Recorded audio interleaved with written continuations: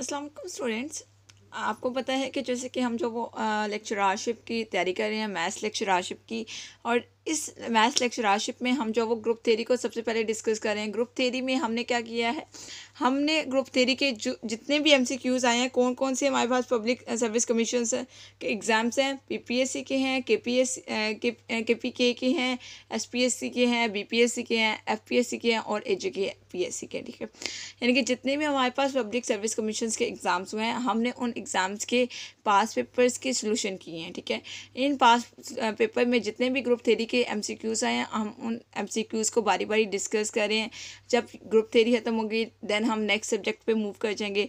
तो group theory के हमने जो फर्स्ट 3 लेक्चर्स किए, उनमें हमने फर्स्ट लेक्चर में 1 to 10 एमसीक्यूज़ किए, यानी कि हर लेक्चर में हम 10 एमसीक्यूज़ कर रहे हैं। तो हमारे टोटल 30 एमसीक्यूज़ हो चुके हैं, क्योंकि हमने 3 लेक्चर्स कर लिए हैं। तो आज के लेक्चर में हम 31 से 40 एमसीक्यूज़ देखेंगे, ठीक है। यानी कि आज के लेक्चर में भी 10 एमसीक्यूज़ हैं, तो हम इनको डिस्कस करेंगे। तो जल्दी से हम मूव करते हैं एमसीक्यूज़ की तरफ। तो सबसे पहले हमारे पास एमसीक्यूज़ नंबर 31 है। एमसीक्यूज़ नंबर 31 को एक्सप्लेन करने से पहले आपको एक चीज़ बताऊं कि आपने क्या करना है, मेरे चैनल को सब्सक्राइब कर लेना है, ताकि आपको कोई भी यानी कि लेक्चर मिस ना हो सके। क्योंकि आपको पता है पीपीएससी का एग्ज़ाम था, तो पीपीएससी के एग्ज़ाम के लिए आपने इसको प्रिपेयर करना है, तो आपका पेपर बहुत अच्छा हो जाएगा, बहुत अच्छा टेस्ट हो जाएगा। तो आपने क्या करना है, वीडियो की सीक्वेंस के लिए आप प्लेलिस्ट पर जाएंगे, तो वहाँ पर प्लेलिस्ट बनी हुई है, वहाँ से आप सीक्वेंस से लेक्चर्स मिल सकते हैं। कोई भी इशू हो तो आप मुझसे पूछ सकते हैं। उसके अलावा आपको अगर वीडियो अच्छी लगती है तो वीडियो को लाइक करें। उसके अलावा शेयर ज़्यादा से ज़्यादा करें, क्योंकि ज़्यादा से ज़्यादा स्टूडेंट्स को इन लेक्चर्स की ज़रूरत है। बहुत ज़्यादा स्टूडेंट्स की डिमांड पे हम जो वो ये लेक्चर्स बना रहे हैं, तो आपने शेयर करना है ताकि सब स्टूडेंट्स को इस टाइप की चीज़ें मिल सकें। तो हमारे पास क्या है, एमसीक्यूज़ नंबर 31 है। लेट जी आपके पास ग्रुप है, अल्फ़ा बीटा टाइप के एलिमेंट्स हैं उसमें, और अल्फ़ा क्यूब इक्वल है बीटा स्क्वायर के, और alpha beta whole square equal किसके, ई के। यानी कि ये सारे के सारी अल्फ़ा क्यूब इक्वल है ई के, बीटा स्क्वायर इक्वल है ई के, और alpha beta whole square equal है ई के। ये हमें ग्रुप जो है वो ये इसका स्ट्रक्चर हमें गिवन है, यानी कि ग्रुप के एलिमेंट्स नहीं गिवन, तो हमने जज कर लेना स्ट्रक्चर से, तो ये कौन सा ग्रुप है, ठीक है। उसके अलावा हमने फाइंड क्या करना है, ग्रुप तो हमें गिवन है, ग्रुप में हमने फाइंड क्या करना है, normaliser of H in G. H हमारे पास क्या है, एच इक्वल है ई और बीटा। एच में 2 एलिमेंट्स हैं, ई और बीटा। हमने क्या करना है, नॉर्मलाइजर ऑफ एच इन जी, यानी कि नॉर्मलाइजर फाइंड करना है एच का जी में, कि नॉर्मलाइजर क्या आएगा। तो ग्रुप सबसे पहले क्या है, ग्रुप देखें अगर आप, तो आपको पता है ये किसका स्ट्रक्चर है, D3 का है। D3 या S3 दोनों इक्वली होते हैं, D3 और S3 एक ही बात है। तो इसमें एलिमेंट्स अल्फ़ा बीटा टाइप के हैं, तो e alpha beta, alpha square beta, alpha beta और अल्फ़ा स्क्वायर बीटा, इस टाइप के एलिमेंट्स हैं। लेकिन हम यहाँ पर नॉर्मलाइजर फाइंड करने लगे हैं, तो नॉर्मलाइजर फाइंड करने से पहले हम नॉर्मलाइजर की डेफिनेशन देख लेते हैं। नॉर्मलाइजर की डेफिनेशन क्या है, normaliser of A in G या H in G. A stand for कोई भी सबसेट, हमारे पास मतलब सबसेट है, यहाँ पर एच भी हमारे पास कोई सबसेट है, ठीक है। तो हमारे पास क्या है, normaliser of A in G या H in ji, ji belong करेगा हमेशा जी से, और जी ए इक्वल्स टू ए जी होना चाहिए। यानी कि यहाँ पर आप ग्रुप का एलिमेंट लें, कोई भी एलिमेंट जी लें, वो हमारे पास जो सबसेट है उसके एलिमेंट्स के साथ कम्यूट करना चाहिए। अगर वो कम्यूट करता है तो वो एलिमेंट हम नॉर्मलाइजर के सेट में रखते जाएंगे। जो एलिमेंट कम्यूट नहीं करेगा उसको हम सेट में नहीं रखेंगे। यानी कि नॉर्मलाइजर का हम इस तरह से सेट बनाएंगे, जितने एलिमेंट्स यहाँ पर कम्यूट करते जाएंगे हम उसको रखते जाएंगे। तो सबसे पहले हम नॉर्मलाइजर कैलकुलेट कर लेते हैं। नॉर्मलाइजर फाइंड आउट करेंगे तो हमें पता चल जाएगा कि कौन सी ऑप्शन करेक्ट बनती है, ठीक है।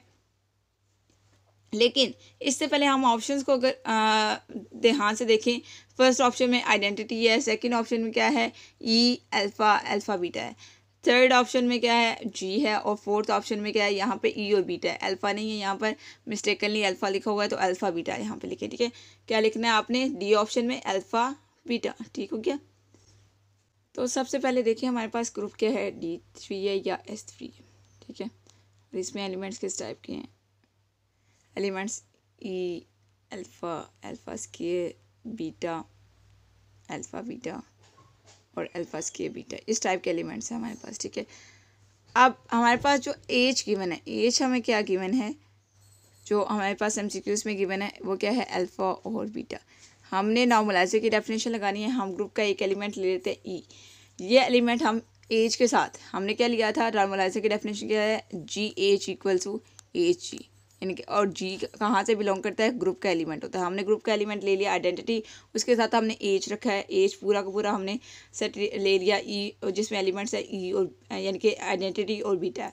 हमने ई को जो है वो लेफ्ट साइड से भी मल्टीप्लाई किया, राइट साइड से भी मल्टीप्लाई किया, ठीक है। तो हमारे पास ई और बी आ गया, ठीक है, यानी कि आइडेंटिटी तो हमारे पास है, आइडेंटिटी तो हो गया नॉर्मलाइजर के सेट में। अब हम अल्फ़ा को चेक करते हैं, तो अल्फ़ा को अगर हम चेक करें तो अल्फ़ा अगर मल्टीप्लाई करते हैं हम लेफ़्ट साइड से तो अल्फ़ा बीटा आ गया। और अल्फ़ा बीटा किसके इक्वल होता है, बीटा अल्फ़ा स्क्वायर के।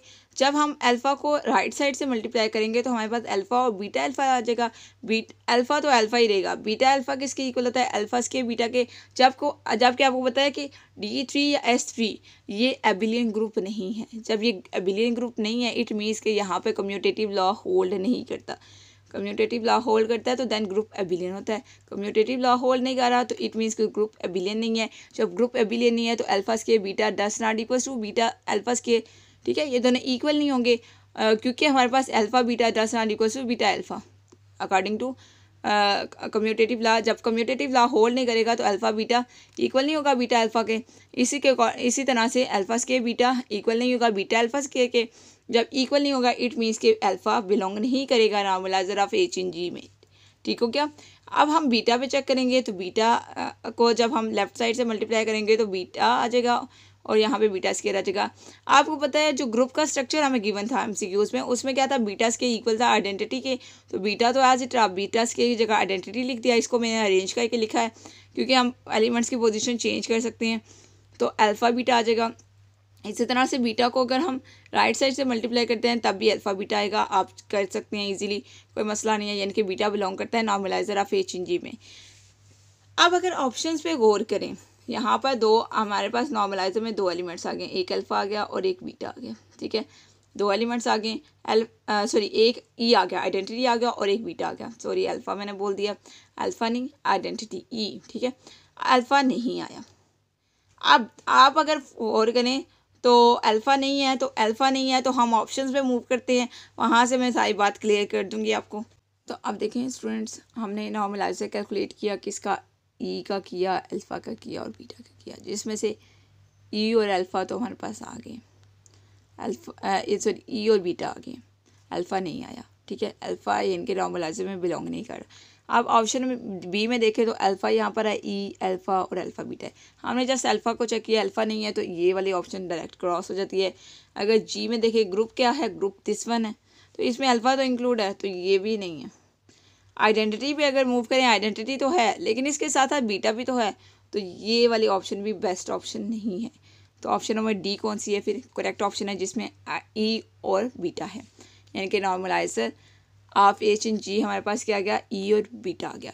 आपने क्या करना है, ग्रुप के सारे एलिमेंट्स के साथ नॉर्मलाइजर कैलकुलेट कर लेने हैं, लेकिन पीपीएससी के एग्जाम में आपने ये काम नहीं करना। देखिए मैंने 3 एलिमेंट्स का नॉर्मलाइजर कैलकुलेट किया तो मुझे यहाँ से ऑप्शन में साफ नज़र आ रहा है, जहाँ जहाँ पे अल्फ़ा है वो तो फिर सेट बनते ही नहीं है, यानी कि वो तो नॉर्मलाइजर के सेट में आएंगे नहीं, अल्फ़ा इंक्लूड हो गया ना। तो अल्फ़ा एक भी एलिमेंट नहीं है इसमें से नॉर्मलाइजर में बिलोंग नहीं कर रहा, बाकी बेशक करें तो आप उसको सेट में नहीं ले सकते।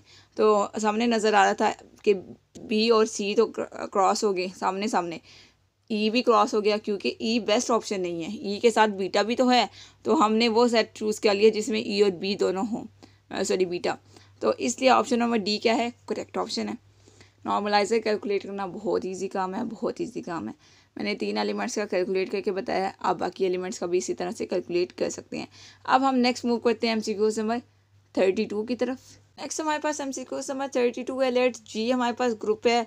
ग्रुप में हमारे पास अल्फ़ा बीटा टाइप के एलिमेंट्स हैं और अल्फ़ा रेज़ टू 4 इक्वल है ई के, बीटा के भी इक्वल है ई के और अल्फ़ा बीटा होल्स के भी इक्वल टू ई है। देन हमने सेंटर ऑफ जी निकालना है, यानी कि ग्रुप का हमने सेंटर निकालना है। सबसे पहले हम देखते हैं कि ग्रुप कौन सा है, जज करते हैं। तो इसके स्ट्रक्चर से हमें नज़र आ रहा है ये ग्रुप कौन सा है, D4 है। तो D4 हमारे पास क्या होते हैं, डिहाइड्रल ग्रुप होते हैं। तो सेंटर ऑफ डिहाइड्रल ग्रुप्स DN के सेंटर हम किस तरह से निकालते हैं कि अगर हमारे पास n ऑड हो, यानी कि हमारे पास D3 D5 इस टाइप के ऑड नंबर्स हों, तो हमारे पास उसका सेंटर क्या आता है, जस्ट आइडेंटिटी एलिमेंट आएगा। लेकिन अगर हमारे पास एन क्या हो, इवन हो। जैसे कि हमारे पास यहाँ पे D4 है तो एन यहाँ पर क्या है, एन इक्वल्स टू 4 है, तो ये इवन है। तो इसका हमारे पास सेंटर किस टाइप के आते हैं, ई होता है और अल्फ़ा की पावर n/2 होता है। यहाँ पर देखिए ई तो आ जाएगा, आइडेंटिटी तो आ गया, अल्फ़ा की पावर n/2, एन यहाँ पे क्या है 4 है तो 4/2 करेंगे तो यहाँ पर 2 आ जाएगा, यानी कि अल्फ़ा और सॉरी ई और अल्फ़ा स्क्वायर आ जाएगा। ये आपके पास सेंटर आ गया किसका, D4 का। ये आपने याद रखना है, ये सारे के सारे डी हाइड्रल ग्रुप के लिए, यानी कि डी एन जितने भी एन जनरल हमने फार्मूला आपको बताया जिसमें हम सेंटर कैलकुलेट करते हैं। अगर एन इवन हो तो आपके पास इस टाइप के सेंटर्स आएंगे, यानी कि अल्फ़ा ई और अल्फ़ा की पावर n/2, जबकि एन हमेशा क्या होना चाहिए, ग्रेटर देन या इक्वल होना चाहिए 3, यानी कि हम 3 से स्टार्ट करेंगे, 3 4 5 6 इस टाइप के, यानी कि 2 और 1 को नहीं ले रहे यहाँ पर। और ऑड में आपके पास क्या है, एन ऑड होना चाहिए, तो एन आपके पास क्या है 3 से लेकर बाकी सारे ऑड नंबर्स आ जाएंगे, तो उसमें आपके पास उसका सेंटर क्या आएगा, जस्ट आइडेंटिटी एलिमेंट आएगा। तो यहाँ पर एन क्या है, इवन है, तो इसका जो आपके पास सेंटर क्या आया है, ई और अल्फ़ा स्क्वायर है, तो यानी कि ऑप्शन नंबर बी क्या है, फिर करेक्ट ऑप्शन है, इसी में ई और अल्फ़ा स्क्वायर है, तो यही ऑप्शन बेस्ट ऑप्शन बनती है। नेक्स्ट हम MCQ नंबर 33 की तरफ मूव करते हैं। तो MCQ नंबर 33 में देखें, which of the following is not true for an abelian group G. आपके पास ग्रुप क्या है, एबिलियन ग्रुप है, तो इनमें से कौन सा ट्रू नहीं है। हमने अब ट्रू ऑप्शन नहीं बतानी, जो ट्रू नहीं है वो बतानी है, ठीक है, यानी करेक्ट ऑप्शन नहीं बतानी। अब इसमें फर्स्ट जो हमारे पास ऑप्शन है वो क्या है, ई और बी इक्वल किसके हैं, ई के, यानी कि ये आपके पास कम्यूटेटर की फॉर्म है, यानी कि ड्राइव ग्रुप की फॉर्म है, जिसमें ए और बी किससे बिलोंग कर रहे हैं, ग्रुप के एलिमेंट्स हैं।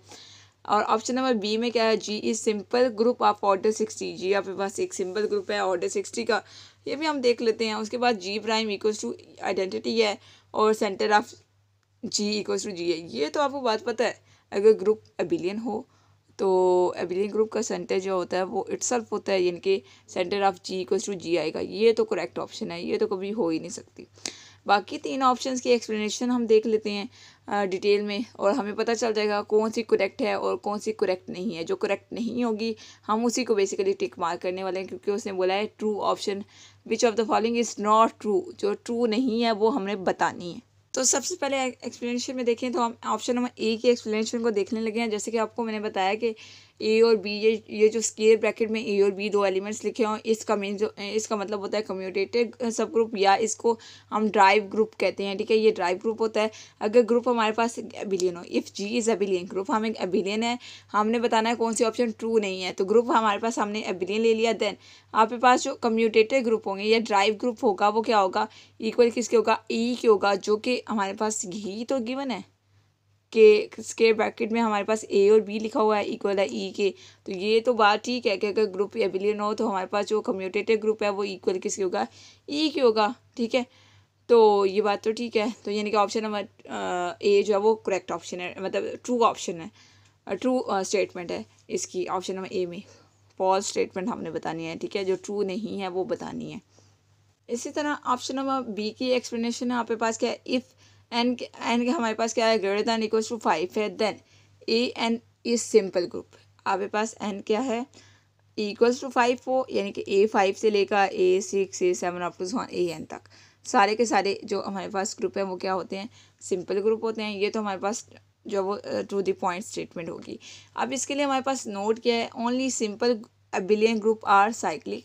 सिर्फ हमारे पास सिंपल एबिलियन ग्रुप क्या होगा, साइक्लिक होगा, cyclic group of prime order, जिसका ऑर्डर क्या होगा, प्राइम होगा। अब यहाँ पर आपको चीज़ें सीखने को मिल रही हैं जो कि सिंपल ग्रुप की इन्फॉर्मेशन है कि आपके पास कोई भी ग्रुप है ए एन, वो सिंपल ग्रुप कौन कौन से हैं, जो कि एन यानी कि जो इक्वल्स टू 5, यानी कि ए 5 से लेकर बाकी ऑनवर्ड सारे ए एन तक, वो सारे के सारे हमारे पास क्या है, सिंपल ग्रुप है। अब जो आपके पास सिंपल एबिलियन ग्रुप होते हैं वो क्या होते हैं, साइक्लिक होते हैं, लेकिन उनका ऑर्डर क्या होना चाहिए, प्राइम ऑर्डर होना चाहिए। उसके अलावा आपके पास क्या है, ऑर्डर ऑफ ए एन क्या है, 60 है।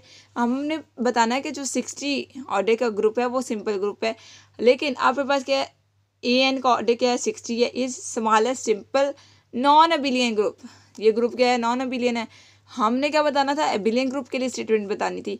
ये सिंपल तो है ए एन, यानी कि 60 ऑर्डर का जो ए एन यानी कि ए 60 जो है वो सिंपल स्मॉलेस्ट सिंपल ग्रुप तो है, लेकिन नॉन एबिलियन है। हमें क्या बोला था कि हमने ग्रुप बताना है एबिलियन, तो एबिलियन ग्रुप कौन सा होगा, ग्रुप यानी कि सिंपल एबिलियन ग्रुप कौन सा है जो कि क्या है साइक्लिक है, लेकिन उसका ऑर्डर क्या है प्राइम है।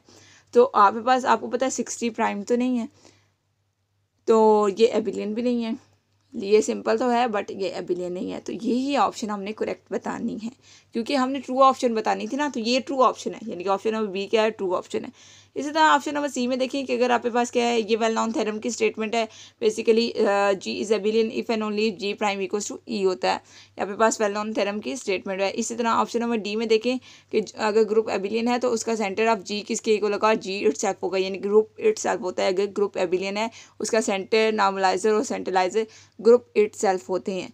तो अगर हम ऑप्शंस की तरफ मूव करें तो ऑप्शन नंबर बी फिर हमारे पास क्या है, वो यही करेक्ट ऑप्शन बनेगी, क्योंकि हमने ट्रू ऑप्शन नहीं बतानी बल्कि फॉल्स ऑप्शन बतानी है। ठीक है, तो MCQ समझ 33 ऑप्शन नंबर बी क्या है, करेक्ट ऑप्शन है, क्योंकि हमने वो ऑप्शन बतानी थी जो ट्रू नहीं है। तो यही ऑप्शन ऐसी है जो ट्रू नहीं है। उसने बोला है कि जी आपके पास सिंपल ग्रुप है ऑर्डर 60 का, बट जी एबिलियन नहीं है। जी आपके पास ग्रुप क्या है, नॉन एबिलियन है। ठीक है, तो यही ऑप्शन हमारे पास फिर करेक्ट ऑप्शन बनती है। नेक्स्ट हम MCQ समझ 34 की तरफ मूव करते हैं। MCQ समझ 34 है हमारे पास, inner automorphism of Q8।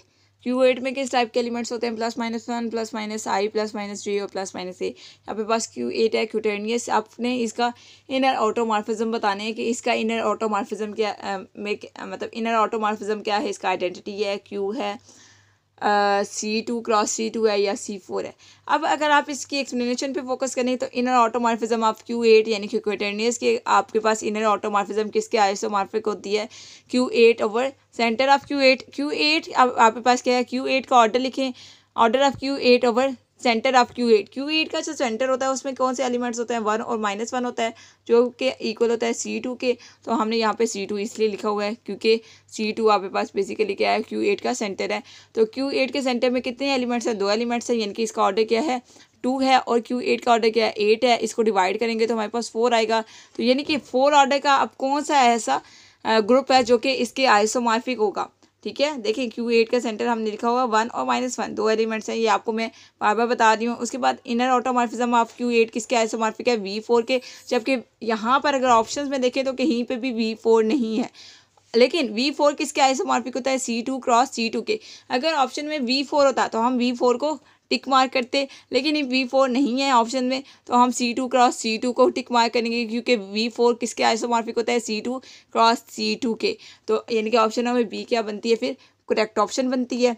Next हम MCQ समझ 35 की तरफ मूव करते हैं। तो MCQ समझ 35 में हमारे पास क्या है, number of conjugacy classes of a cyclic group of order 6 is. Order 6 का हमारे पास ग्रुप होना चाहिए लेकिन साइक्लिक होना चाहिए, तो उसकी नंबर ऑफ कॉन्जुगेसी क्लासेस कितनी होंगी, 1 होगी, 2 होंगी, 3 होगी या 6 होंगी। ठीक है, तो ये हमने ऑप्शंस में देखना है। लेकिन सबसे पहले हम ऐसा ग्रुप ले लेते हैं जिसका ऑर्डर 6 हो बट वो साइक्लिक हो। तो आपको पता है G6 आपके पास ऑर्डर 6 का है, G6 ऑर्डर 6 का है, D3 ऑर्डर 6 का है और S3 आपको पास ऑर्डर 6 का है। आप देखें तो D3 और S3 तो साइक्लिक नहीं है, लेकिन G6 तो साइक्लिक है। तो G6 साइक्लिक है तो साइक्लिक ग्रुप आपके पास G6 क्या है, is a cyclic group of order 6। G6 का ऑर्डर भी 6 है और ये साइक्लिक ग्रुप है। तो इसकी नंबर ऑफ कॉन्जुगेसी क्लासेस क्या होती है, number of conjugacy classes of cyclic group of order 6 is 6। यानी कि जितना ग्रुप का ऑर्डर होगा, अगर कोई ग्रुप साइक्लिक है, ग्रुप का ऑर्डर जितना होगा उतने ही हमारे पास नंबर ऑफ कॉन्जुगेसी क्लासेस आती हैं। यहाँ पर देखें तो आपके पास ग्रुप क्या है, साइक्लिक है, G6 है, G6 का ऑर्डर क्या होता है, 6 होता है। तो इसकी नंबर ऑफ कॉन्जुगेसी क्लासेस क्या होती हैं, 6 होती हैं। तो यानी कि ऑप्शन नंबर डी क्या बनती है, फिर करेक्ट ऑप्शन बनती है। लेकिन हम जो S3 पे भी बहस कर लेते हैं, क्योंकि आपको पता है यहाँ पर एक और इन्फॉर्मेशन दे देती हूँ कि S3 और D3 एक दूसरे के आइसोमॉर्फिक होते हैं। यानी कि अगर हम S3 को डिस्कस कर लेते हैं तो D3 को डिस्कस करने की ज़रूरत नहीं है, यानी कि दोनों में से किसी एक को डिस्कस करेंगे। दोनों का ऑर्डर क्या है, 6 है, तो हम इनको भी डिस्कस कर लेते हैं कि ये क्यों नहीं, यानी कि इसकी नंबर ऑफ कॉन्जुगेसी क्लासेस 6 नहीं आती, कैसे नहीं आती। उसके बाद ये हमारे पास साइक्लिक भी नहीं है, यानी कि ये किसी भी कंडीशन को फुलफिल नहीं करते। तो देखिए आपके पास एस एन का ऑर्डर क्या है, n फैक्टोरियल है, और यहाँ पर हमने 6 ऑर्डर का देखना था ना, तो S3 हम ले लेते हैं। S3 का ऑर्डर क्या है, 3 फैक्टोरियल। 3 फैक्टोरियल को ओपन करेंगे तो हमारे पास 6 आ जाएगा। आप इजीली देख सकते हैं कि S3 अब आपके पास क्या है, ये बट मतलब ये साइक्लिक नहीं है, S3 का ऑर्डर क्या है 6 है, but not cyclic. Number of conjugacy classes of S3 की नंबर ऑफ कॉन्जुगेसी क्लासेस क्या आती हैं 3 आती हैं। ये मैं आपको प्रीवियस लेक्चर्स में करवा चुकी हूँ, बता चुकी हूँ कि किस तरह से S3 की हमारे पास कॉन्जुगेसी क्लासेस 3 आती हैं। तो वहाँ से भी आपने देख लेना है, यानी कि प्रीवियस लेक्चर आपने प्रॉपरली करने हैं। उसके बाद एक नोट है, तो नोट को भी आप ध्यान से पढ़ लें। Number of conjugacy classes of an abelian group is equal to the order of a group. यानी कि कोई भी ग्रुप है जो कि क्या है अबिलियन ग्रुप है, तो उसकी नंबर ऑफ कॉन्जुगेसी क्लासेस कितनी होती हैं जितना ग्रुप का ऑर्डर होता है। जैसे कि आपके पास G6 क्या है अबिलियन ग्रुप है, इसकी नंबर ऑफ कॉन्जुगेसी क्लासेस कितनी है जितना ग्रुप का ऑर्डर है, यानी कि 6 है। तो हमने यही तो बताया ग्रुप क्या है अबिलियन है, या ग्रुप क्या है साइक्लिक है, तो अबिलियन तो मस्ट होता है। तो G6 आपको पता है साइक्लिक भी है, तो साइक्लिक है तो अबिलियन मस्ट है, तो इसकी नंबर ऑफ कॉन्जुगेसी क्लासेस भी कितनी होंगी 6 ही होंगी। ठीक हो गया। तो आपके पास इसलिए ऑप्शन नंबर डी करेक्ट बन रहा था कि जिसमें 6 लिखा हुआ था। अब हम नेक्स्ट MCQs की तरफ मूव करते हैं। नेक्स्ट हमारे पास MCQ नंबर 36 है। Number of non isomorphic abelian group of order 12 is. Number हमने बताना है number of non isomorphic group. Non isomorphic group आपने बताने हैं, लेकिन ग्रुप कौन सा होना चाहिए एबिलियन ग्रुप होना चाहिए जिसका ऑर्डर क्या होना चाहिए 12 होना चाहिए। तो सबसे पहले हम n = 12 ले लेते हैं, और n हम 12 को लिख सकते हैं 2⁻² क्रॉस 3⁻1 में। तो आप इसको मल्टीप्लाई करेंगे, आप यानी कि हमने यहाँ पे पार्टीशन कर लिए। तो हम इस पार्टीशन को क्या लेते हैं, देखिए हमने ये इसका रूल है, यानी कि नंबर ऑफ नॉन आइसोमॉर्फिक हमने नॉन आइसोमॉर्फिक एबिलियन ग्रुप निकालने हो तो किसी भी ऑर्डर के, तो हम इस तरह से सबसे पहले पार्टीशन करते हैं। उसके अलावा देखिए p⁻β, यानी कि हमने प्राइम पार्टीशन करनी होती है। इस पार्टीशन में हम जब वो p⁻β यानी कि p स्टैंड फॉर प्राइम है, तो इस प्राइम की पावर जो मर्जी हो जाए। तो यहाँ पे देखें 2 यहाँ पे पास प्राइम है, तो 2⁻2 है, और 2 की आप पार्टीशन करेंगे, यानी कि 2 आपके पास बीटा, बेसिकली पार्टीशन आपने बीटा की करनी है, यानी कि 2⁻2 है, तो बेसिकली ये जो पावर है 2 इसकी आपने पार्टीशन करनी है। तो 2 की पार्टीशन किस तरह से आएगी 2 और 1+1 में आएगी। इसके अलावा कोई पॉसिबल पार्टीशन नहीं है। ठीक है, जैसे कि आप कॉन्जुगेसी क्लासेस में पार्टीशन करते हैं, सेम उसी तरह से पार्टीशन करनी है। तो 2 की पार्टीशन में आपके पास 2 लिख सकते हैं और 1+1 लिख सकते हैं। इसके अलावा कोई पॉसिबल पार्टीशन नहीं है। तो आप इसको किस तरह से लिखेंगे, देखें G2⁻2 और G2, क्योंकि हमारे पास बेस क्या है इसकी 2 है, तो जो बेस होगी वो 2 है। यहाँ पे बेस 3 है तो हम G3 ले लेंगे। यहाँ पे बेस 2 है तो G2 ले रहे हैं, G2⁻2 G2⁻1 क्रॉस G2⁻1, क्योंकि 1+1 था, तो अगर 1+1+1 आ जाए तो हम 3 टाइम जो वो G को लेते हैं इसी तरह से, यानी कि पावर 1 के साथ। तो आप इसको देखें G2⁻2 तो यानी कि G4 बन जाता है, और G2⁻1 G2 क्रॉस G2 बन जाएगा। ठीक हो गया। अब नीचे देखें तो आपके पास क्या है 3 के आपने पार्टीशन करनी है। 3 की पावर 1 है, 3 की पावर क्या है 1 है, तो ये जो पावर 1 है इसकी पार्टीशन करेंगे तो जस्ट 1 ही आएगा, यानी कि यहाँ पर जस्ट G3 आ गया। अब ये जो G3 है ये मल्टीप्लाई होगा G4 के साथ, तो G4 क्रॉस G3 आ जाएगा। ठीक है, और उसके अलावा G3 मल्टीप्लाई होगा G2 क्रॉस G2 के साथ, तो G2 क्रॉस G3 आ जाएगा। तो ये आपके पास यहाँ पर कितने नॉन आइसोमॉर्फिक एबिलियन ग्रुप बने हैं ऑर्डर 12 के, एक ये वाला बन गया और एक ये वाला बन गया, यानी कि 2 आपके पास नॉन आइसोमॉर्फिक एबिलियन ग्रुप बने हैं किसके ऑर्डर 12 के, यानी कि ऑप्शन नंबर बी फिर क्या बनती है 2 ऑप्शन बनती है, क्योंकि हमारे पास 2 ही नॉन आइसोमॉर्फिक एबिलियन ग्रुप आए हैं ऑर्डर 12 के। क्लियर। तो यहाँ पर बेसिकली हम थोड़ा सा शॉर्ट कम भी करते हैं, बीच में थोड़ा सा मैं आपको डीप एक्सप्लेनेशन की तरफ भी ले जाती हूँ। तो अगर कोई चीज़ समझ नहीं आती तो आप मुझसे पूछ सकते हैं। अब हम नेक्स्ट MCQs की तरफ मूव करते हैं। नेक्स्ट हमारे पास MCQs नंबर 37 है। ऑर्डर ऑफ साइलो 2 सब ग्रुप ऑफ Q8 के हमने बताने हैं साइलो 2 सब ग्रुप। ठीक है, साइलो 2 सब ग्रुप का ऑर्डर क्या होगा, ऑर्डर ऑफ साइलो 2 सब ग्रुप ऑफ Q8 आपके पास, यानी कि ऑर्डर ऑफ साइलो 2 सब ग्रुप का ऑर्डर बताना है Q8 में, वो क्या होगा। तो सिंस आपके पास क्या है 2 की पावर 3 = 8 होता है, सो ऑर्डर ऑफ साइलो 2 सब ग्रुप ऑफ Q8 के साइलो 2 सब ग्रुप का ऑर्डर क्या होगा 8 ही होगा, क्योंकि हमारे पास ग्रुप क्या है Q8 है, क्यूटेनियस है, तो ऑप्शन नंबर डी क्या है फिर करेक्ट ऑप्शन है। नेक्स्ट हमारे पास MCQ नंबर 38 है। अ cyclic group of order n, एक आपके पास ग्रुप है जो कि क्या है साइक्लिक है, उसका ऑर्डर n है, इज जनरेटेड बाय, वो किस तरह से जनरेट होगा। आपके पास कोई ग्रुप है जो कि क्या है साइक्लिक है और जिसका ऑर्डर क्या है n है, इज जनरेटेड बाय, वो जनरेट होगा n एलिमेंट्स के साथ, n-1 एलिमेंट्स के साथ, 1 एलिमेंट्स के साथ, या नन ऑफ दिस। तो आप देख सकते हैं एक्सप्लेनेशन में, अगर आप देखें acyclic group of order n, कोई भी ग्रुप है जो कि क्या है, साइक्लिक है और इसका ऑर्डर n है, तो वो जनरेट होता है फाई ऑफ n के साथ, फाई ऑफ n एलिमेंट्स के साथ। ठीक है, फाई ऑफ n एलिमेंट्स के साथ होता है। तो यहाँ पर ऑप्शन में देखें तो कोई भी option phi of n type की नहीं है, तो ऑप्शन नंबर डी फिर क्या बनेगी, करेक्ट ऑप्शन बनेगी, यानी कि नन ऑफ दीज की ऑप्शन ही करेक्ट ऑप्शन है। नेक्स्ट हमारे पास MCQ नंबर 39 है, let G be a group. G आपके पास ग्रुप है ऑर्डर 13 का, then G is not cyclic. आपको पता है ग्रुप का ऑर्डर क्या है, 13 है। 13 क्या है, प्राइम नंबर है, और प्राइम नंबर का जो ग्रुप होता है वो साइक्लिक होता है, साइक्लिक भी होता है, और साइक्लिक है तो बिलियन भी मस्ट होगा। ठीक है, तो इसने बोला है not, G is not cyclic, तो ये तो ऑप्शन नहीं है, जी तो साइक्लिक है। जी इज़ नॉन एबिलियन, जी तो एबिलियन है, ये भी ऑप्शन नहीं है।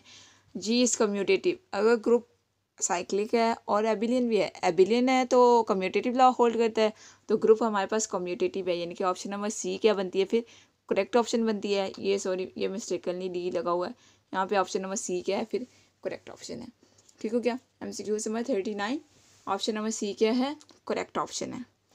आप इसकी एक्सप्लेनेशन में देख सकते हैं, every group of prime order, कोई भी ग्रुप है जिसका ऑर्डर प्राइम होता है वो आपके पास हमेशा क्या होगा, साइक्लिक होगा। ग्रुप साइक्लिक है तो एबिलियन मस्ट होगा, एबिलियन है तो कम्यूटेटिव लॉ भी होल्ड करता है।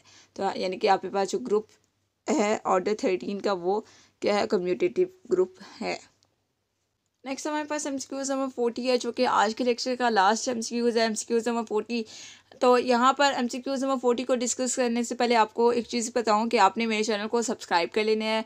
वीडियोस की सीक्वेंस के लिए आप प्लेलिस्ट पर जाएंगे तो प्लेलिस्ट बनी हुई है। उसके अलावा आपने क्या करना है, वीडियो को लाइक करना है अगर आपको वीडियो अच्छी लगती है। उसके अलावा आपने शेयर ज़्यादा से ज़्यादा करना है, क्योंकि स्टूडेंट्स की डिमांड पर हम जो वो लेक्चर्स बना रहे हैं, स्टूडेंट्स की बहुत ज़्यादा डिमांड है, क्योंकि PPSC जो वो सर पे है, तो आपको पता है कि स्टूडेंट्स को इस टाइप की लेक्चर्स की ज़रूरत है। तो आपने सबको शेयर करना है, जितने भी आपके फ्रेंड्स, क्लासमेट्स एक्सेट्रा, आपने सबको शेयर करना है जो कि PPSC में अपीयर होने वाले हैं। तो MCQ नंबर 40 में आपके पास क्या है, identity element in a cyclic group is. Identity element, कोई भी साइक्लिक ग्रुप है उसमें आइडेंटिटी एलिमेंट हमेशा क्या होगा, यूनिक होता है। तो ये भी वेल नोन थ्योरम की स्टेटमेंट है, तो यानी कि ऑप्शन नंबर बी क्या बनती है फिर, करेक्ट ऑप्शन बनती है।